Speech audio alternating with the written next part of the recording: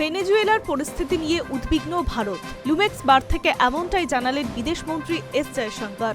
আগেই এই পরিস্থিতি নিয়ে বিবৃতি দিয়েছিল বিদেশ মন্ত্রক। সেই বিবৃতির ব্যাখ্যা দিলেন জয়শঙ্কর।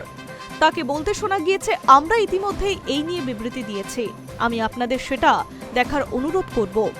যদিও আমি বিবৃতিটি সংক্ষেপে বলি, তা হলো আমরা এই ঘটনা প্রবাহ নিয়ে উদ্বিগ্ন, কিন্তু আমরা সংশ্লিষ্ট সব পক্ষকে অনুরোধ করব যেন তারা আলোচনায় বসে এমন একটি অবস্থানে পৌঁছায় যা ভেনেজুয়েলার জনগণের মঙ্গল ও নিরাপত্তার জন্য হিতকর।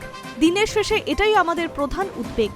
দীর্ঘদিন ধরে চাপানুতরের পর ভেনেজুয়েলার রাজধানী কারাকাসে বোমা হামলা চালিয়েছে আমেরিকা। সেই সময় বন্দী করা হয় সেখানকার প্রেসিডেন্ট নিকোলাস মাদুরো ও তার স্ত্রীকে।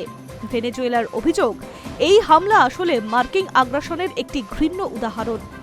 এদের উদ্দেশ্যে শুধুমাত্র ভেনেজুয়েলার তেল ও খনিজ সম্পদ দখল করা। মাদুরোকে নিজেদের হেফাজতে নেওয়ার পরেই মার্কিন প্রেসিডেন্ট ডোনাল্ড ট্রাম্প ঘোষণা করেছিলেন, ভেনেজুয়েলার শাসনভার এখন থেকে আমেরিকাই সামলাবে। যদিও সেই বার্তা সূত্রে মার্কিন বিদেশ সচিব পরে বলেন, ভেনেজুয়েলা দখল করতে চায় না আমেরিকা, শাসন ব্যবস্থাকে নিয়ন্ত্রণে নয়, চায় সেখানকার তেল ট্যাঙ্কারের ওপর নিয়ন্ত্রণ। আমেরিকা সেই নিয়ন্ত্রণ অব্যাহত রাখবে।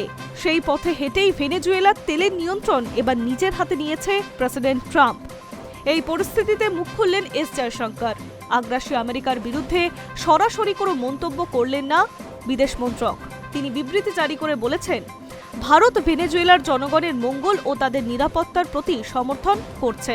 আমরা সংশ্লিষ্ট সকলকে আলোচনার মাধ্যমে শান্তিপূর্ণ সমস্যার সমাধানের আহ্বান জানাচ্ছি, যাতে এই অঞ্চলের শান্তি ও স্থিতিশীলতা নিশ্চিত করা যায়।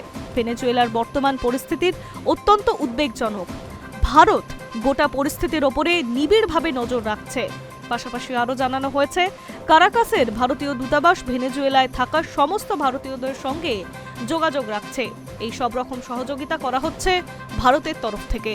High news network.